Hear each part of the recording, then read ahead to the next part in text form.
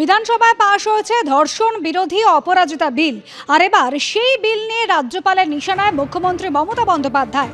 তিনি বলছেন, ধর্ষণ বিরোধী বিলের টেকনিক্যাল রিপোর্ট পাঠানোই হয়নি। मेरा सफेद तुरंत खुले, भरपूर झाग दे और इसकी स्मार्ट साइंस दे स्मार्ट केयर और फ्रेशनेस। मेरी चॉइस मेरा सफेद। গতকাল রাজ্যপাল জানান, বিল তার কাছে এলেও বিল সংক্রান্ত টেকনিক্যাল রিপোর্ট পাননি, তাই বিল নিয়ে সিদ্ধান্ত নেওয়া যাচ্ছে না, জানাচ্ছেন রাজ্যপাল সিভি আনন্দ বোস। রাজভবনে আরও অভিযোগ, আগেও বিভিন্ন বিলের ক্ষেত্রে টেকনিক্যাল রিপোর্ট পাঠায়নি রাজ্য সরকার। পরে রাজভবনের ঘরে বিল আটকে রাখার দায় চাপানো হয়েছে। নিজেদের গাফিলতি ঢাকতে সরকার সাধারণ মানুষকে বিভ্রান্ত করছে, অভিযোগ রাজভবনে। মুখ্যমন্ত্রী মমতা বন্দ্যোপাধ্যায় সাধারণ মানুষকে বিভ্রান্ত করতে ধর্নার হুমকি দিচ্ছেন। রাজনৈতিক চমক ছাড়া আর কিছুই নয়, বলছেন রাজ্যপাল।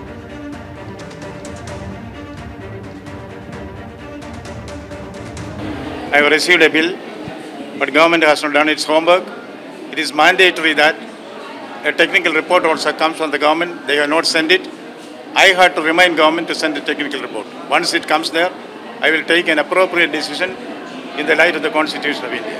ইডির অভিযানের দিকে নজর দেব। আরজিকর মেডিকেলের আর্থিক দুর্নীতি তদন্তে বেলেঘাটায় সন্দীপ ঘোষের বাড়িতে পৌঁছে গিয়েছেন ইডি আধিকারিকরা।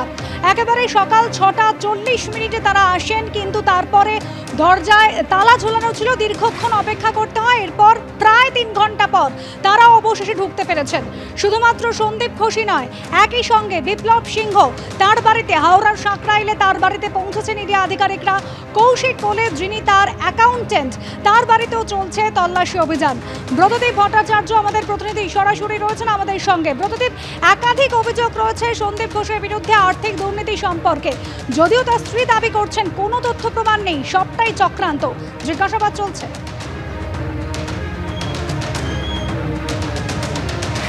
আগামী দেখো, জিজ্ঞাসাবাদ এবং তল্লাশি অভিযান কিন্তু চলছে। প্রায় 1 ঘন্টা হলো ইডি আধিকারিকরা সন্দীপ ঘোষের বাড়িতে ঢুকেছেন, কিন্তু তার আগে প্রায় 3 ঘন্টা তাদেরকে অপেক্ষা করতে হয়েছিল। এবং বলা যায় যে সন্দীপ ঘোষ সিবিআইয়ের হাতে গ্রেপ্তারি হওয়ার পর তিনি কিন্তু আরও বিপাকে, কারণ এখন এই আরজিকরের যে দুর্নীতি মামলা, সেটা পুরো দমে কিন্তু ইডিও তদন্ত শুরু করেছে। মূলত ইডি আধিকারিকরা যেটা খোঁজার চেষ্টা করছে তা হলো যে এই আরজিকরের যে দুর্নীতি হয়েছে বলে অভিযোগ, সেই দুর্নীতির বিপুল অঙ্কের টাকা কোথায় কোথায় গিয়েছে, সন্দীপ ঘোষ তিনি সেই টাকার থেকে কি কি সম্পত্তি করেছেন, অথবা সেই টাকা কোথায় রয়েছে, এবং সন্দীপ ঘোষের থেকে আর কারা কারা বেনিফিশিয়ারি রয়েছেন, অর্থাৎ সন্দীপ ঘোষের মাথার উপরে কাদের হাত রয়েছে যারা কিনা লাভবান হয়েছেন এই দুর্নীতির থেকে, সেই সমস্ত খোঁজ চলছে। ইডি আধিকারিকরা তারা সন্দীপ ঘোষের বাড়িতে তল্লাশি অভিযান চালাচ্ছেন। এই মুহূর্তে সমস্ত নথিপত্র তারা খতিয়ে দেখছেন। সিবিআই কিন্তু প্রথমে আমরা দেখেছি এর আগের দিন যখন সিবিআই এসেছিল তাদেরকেও দীর্ঘক্ষণ অপেক্ষা করতে হয়। তারপর সন্দীপ ঘোষ তিনি দরজা খুলে দেওয়ার পর সিবিআই আধিকারিকরা যান। আজকে সকালে যখন ইডি আধিকারিকরা এখানে আসেন, বাড়িটি তালাবন্ধ ছিল। প্রায় 3 ঘন্টা পর সন্দীপ ঘোষের স্ত্রী এসে দরজা খুলে দিলে ইডি আধিকারিকরা তারা ভেতরে যান। কিন্তু এই যে দুর্নীতি, সন্দীপ ঘোষের স্ত্রী তিনি দাবি করছেন যে গোটাটাই কিন্তু চক্রান্ত এবং কোনো তথ্য প্রমাণ কিন্তু পাওয়া যায়নি। কিন্তু ইতিমধ্যেই সিবিআইয়ের তদন্তে যা উঠে এসেছে এবং ইডি আধিকারিকদের সূত্রে আমরা যেটা জানতে পারছি যে আরজিকরে যে দুর্নীতির অভিযোগ উঠেছে তার বেশ কিছু তথ্য প্রমাণ তদন্তকারীদের হাতে উঠে এসেছে। এবং যে টেন্ডার প্রক্রিয়া নিয়ে দুর্নীতির সবথেকে বড় অভিযোগ যে সন্দীপ ঘোষ নিজের পছন্দের ঠিকাদারদেরই টেন্ডার পাই দিতেন, সেই টেন্ডার প্রক্রিয়ার কাগজপত্র দেখে কিন্তু তাজ্জব বনে গিয়েছে তদন্তকারীরা। টেন্ডার প্রক্রিয়া যে ডাকা হতো, সেই টেন্ডার প্রক্রিয়া কিন্তু একেবারে স্বচ্ছ দেখানোর জন্য একাধিক ব্যক্তিকে দিয়ে টেন্ডার দেওয়ানো হতো। কিন্তু পরবর্তীতে যখন তদন্তকারীরা সেগুলো খতিয়ে দেখলেন, তখন জানা যায় যে বিপ্লব সিংহ এবং সুমন হাজরা, যেই দুজনকে ইতিমধ্যে সিবিআই গ্রেপ্তার করেছে এবং যারা যেই ঠিকাদারদের সুবিধা পাইয়ে দেওয়ার অভিযোগ সন্দীপ ঘোষের বিরুদ্ধে, তারা আদতে তাদের নিজেদের লোকেদের দিয়েই সেখানে টেন্ডার দেওয়াতেন, অর্থাৎ ফলস টেন্ডারিং করতেন।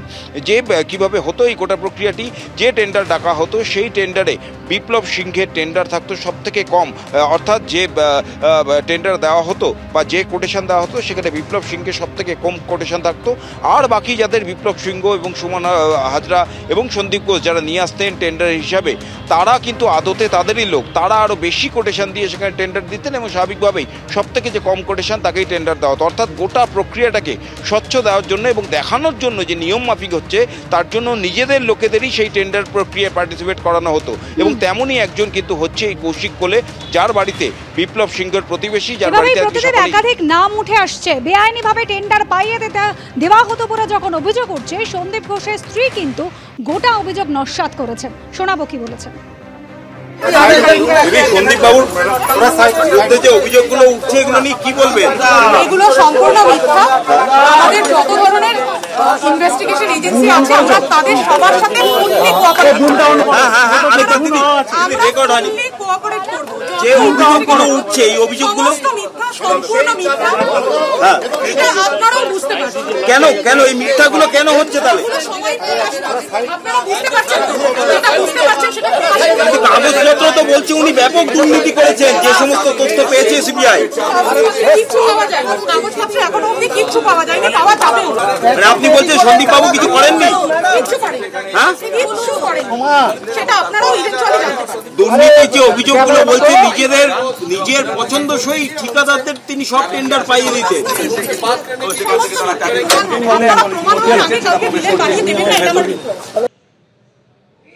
সন্দীপ ঘোষের স্ত্রী বলছেন সমস্ত মিথ্যা অভিযোগ, কিন্তু কার্যত এই আর্থিক দুর্নীতির তদন্তে নেবে একের পর এক ব্যক্তির নাম কিন্তু উঠে আসছে।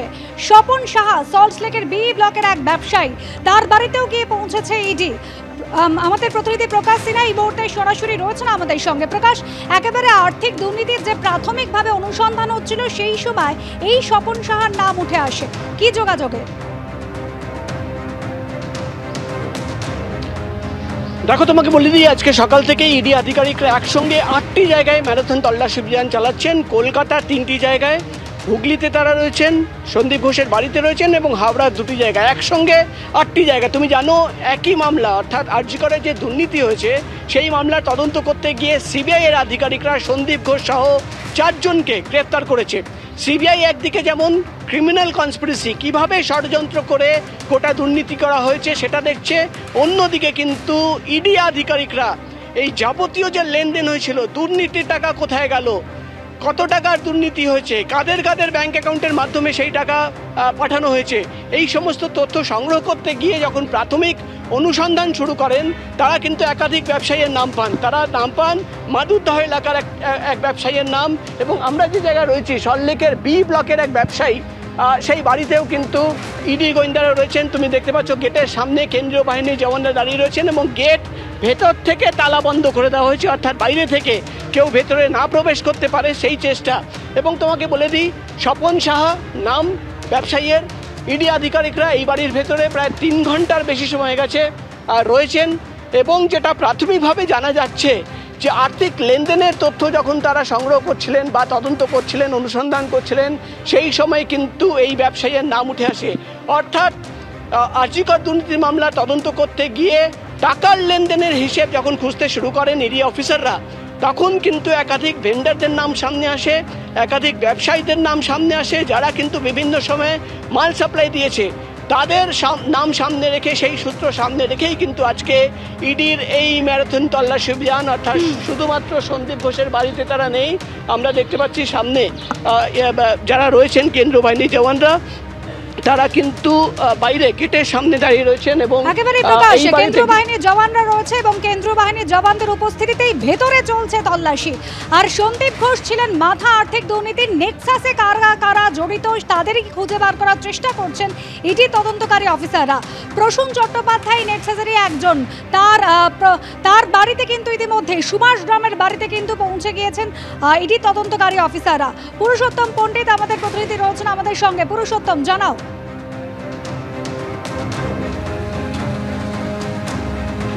একেবারেই অনুসূয়া, যে ছবিটা আমরা এখন দেখতে পাচ্ছি আমার পেছনে, এই যে 3তলা বাড়িটি, এই বাড়িটিতেই থাকেন প্রসূন চট্টোপাধ্যায়, যিনি নিজেকে পরিচয় দিতেন আরজিকর মেডিকেল কলেজ এবং হাসপাতালের প্রাক্তন অধ্যক্ষ সন্দীপ ঘোষের পিএ হিসেবে।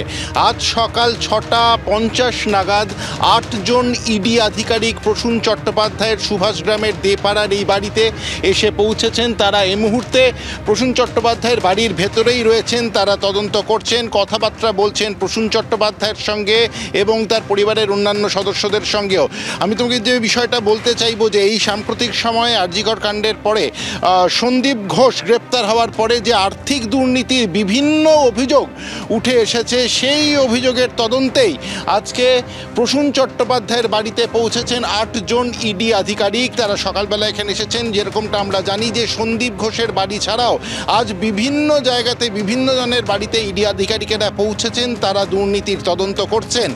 যেরকমটা জানা যাচ্ছে যে সন্দীপ ঘোষের মানে আরজি কর মেডিকেল কলেজের বিভিন্ন ক্ষেত্রের সঙ্গে টেন্ডার দুর্নীতিতেও সন্দীপ ঘোষের নাম জড়িয়েছে এবং সেই দুর্নীতিতে সন্দীপ ঘোষের সঙ্গে আর কারা কারা জড়িত, কোন কোন সূত্র সেই ঘটনার সঙ্গে জড়িত রয়েছে এবং এই ঘটনায় আর নতুন কোনো তথ্যসূত্র পাওয়া যায় কিনা, কার কার নাম উঠে আসতে পারে ঘটনায় সেই প্রসূন চট্টোপাধ্যায়ের কি ভূমিকা ছিল সেটা যেরকম খুঁজে বার করার চেষ্টা করছেন ইডি অফিসাররা, একই সঙ্গে একযোগে একাধিক জায়গায় চলছে তল্লাশি।